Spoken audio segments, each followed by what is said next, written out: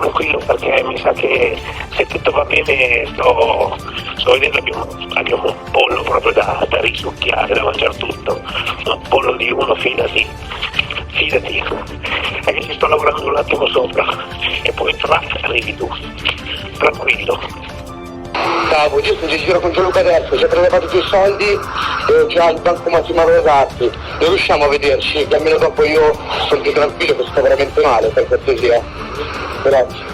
Quando fare il furbo, allora da parlare, lascia il bambino a casa, capito? Poi sotto mi da schifo anche da bambino, nero clicca punto stop, se riesco per un giorno e mezzo, se no niente, basta mi chiamare più, non mi scrivere più.